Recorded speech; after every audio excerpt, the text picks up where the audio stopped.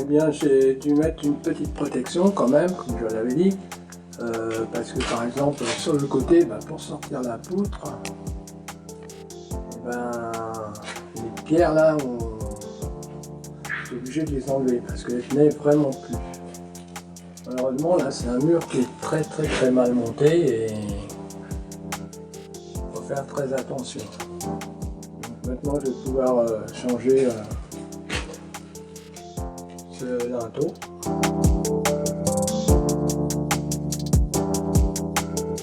Bon, maintenant le linteau est démonté, il était temps de faire quelque chose. Celle-là est pas pourrie, mais bon, beaucoup très vermoulu quoi. Et on voit qu'il y a beaucoup d'aubier quoi. L'aubier, toute cette partie là c'est de l'aubier, donc très fragile, celle-ci aussi, donc voilà quoi, à changer. Donc j'ai installé, le nouveau linteau qui va être en alignement avec celui-là. Voilà, il est calé.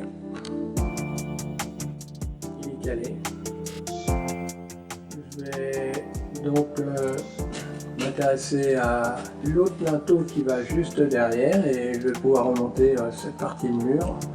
Ensuite, je continuerai sur ce côté-là.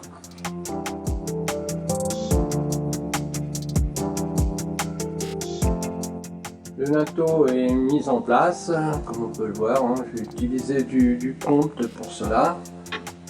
J'ai auparavant calé avec des petites cales de bois, que j'ai laissé d'ailleurs et que j'ai recouvert de ponte. Donc maintenant je vais utiliser des parpaings. J'ai quelques parpaings qui traînent. Donc je vais utiliser, mais je vais vous faire voir quand même le linteau ce qu'il en restait. Voilà le linteau et voilà ce qui restait. Donc autant dire, on voit bien, la résistance était très faible. Il était temps de le changer.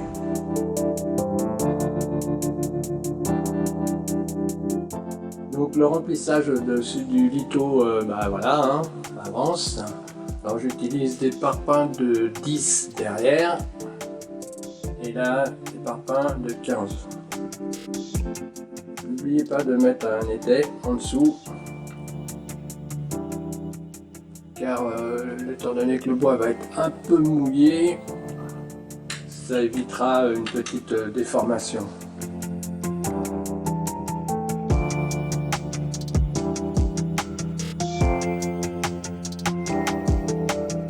Le dessus de la porte est terminé. Alors j'en ai profité pour retracer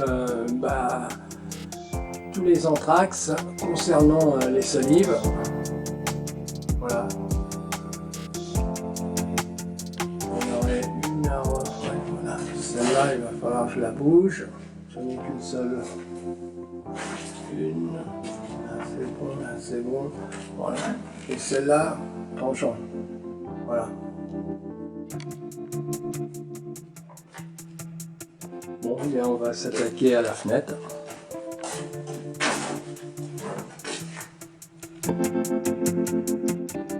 Bon, maintenant nous allons installer le linteau au-dessus de la fenêtre. Bon, sauf que, petite surprise ici, si on va bien le voir. Voilà. Il n'y a pas d'appui quoi. Le linteau appuyait sur rien du tout. Donc je vais faire un petit coffrage et je vais couler du ciment fonte là-dedans avant de poser le linteau. Donc je viens de décoffrer, là j'ai reconstitué donc le morceau de pierre qui était qui est inexistant. Alors pour cela j'ai utilisé du ponte, allez on va dire une partie de ponte pour 2,5 de sable. Voilà, je vais gratter un petit peu en surface. Il devrait avoir une couleur à peu près pierre, mais bon, c'est pas très grave. Donc voilà, l'assise est reconstituée. Bon, j'ai attendu 1 heure avant de décoffrer, bon, ce qui permet de pouvoir le gratter ensuite. Pas attendre trop longtemps parce que ça durcit très très vite.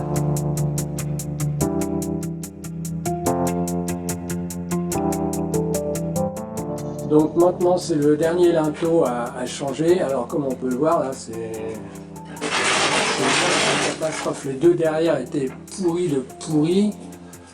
Et là, celui-là on n'irait pas, mais voilà ce qui reste. Donc pas grand chose. Donc on peut voir qu'il y a une répartition là au niveau des forces qui est pas mal. Donc il faut faire quand même attention. Hein. J'ai quand même un minimum ici et derrière surtout. Bon, derrière j'ai mis un étai, donc ce que je vais faire, je vais changer le premier et puis commencer à recharger au-dessus pour bloquer l'avant. Bon, je terminerai demain la pose du linteau arrière parce qu'il faut que je creuse un petit peu. Là, je l'ai sécurisé. Bon, il s'avère que les pierres tiennent très bien entre elles, car quand on regarde le linteau d'origine, il tenait sur ça. Autant dire, sur pas grand chose. Sur ça, il tient. Il est vraiment pourri de pourri. Voilà, tout est pourri.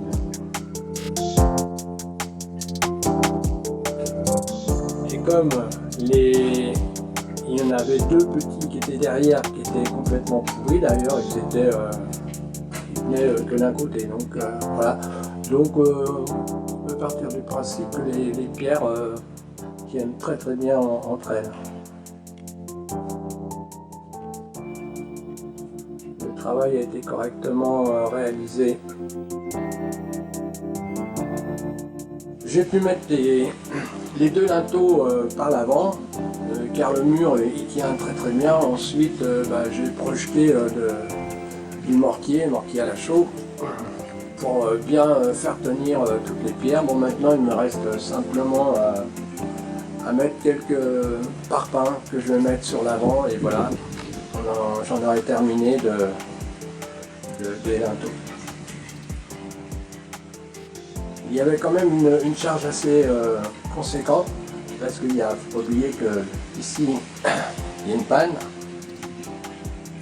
Donc le mur a tout simplement été bien construit. C'est la raison pour laquelle tout ne s'est pas écroulé, parce que normalement ça fait un triangle un peu plus important. Là on a un petit arc de cercle, mais voilà quoi. Si on regarde ici, on voit bien que c'est pas la même chose. Hein.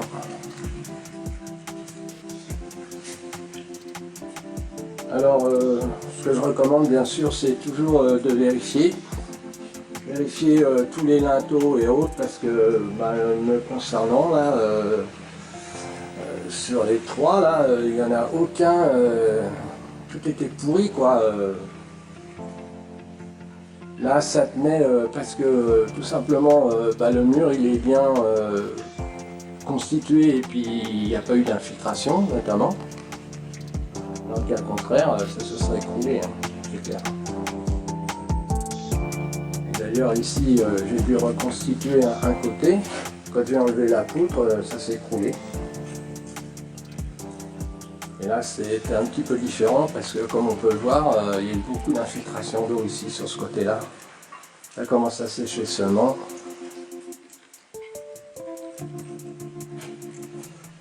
Là c'était pas mieux.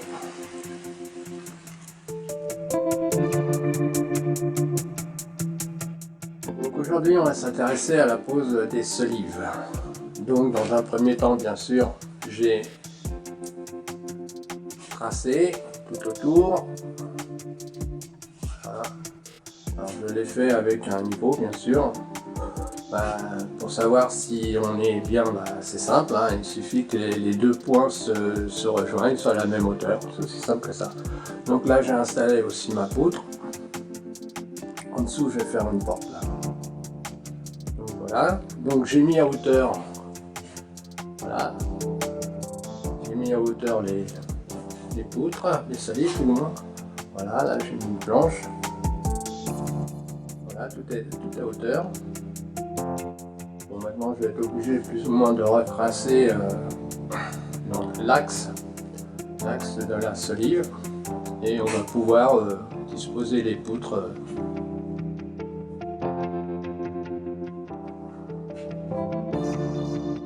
Voilà, les poutres elles sont là. Elles étaient là dehors, donc ils ont pris un petit peu l'eau malgré qu'il y avait un plastique dessus. On va laisser sécher un petit peu.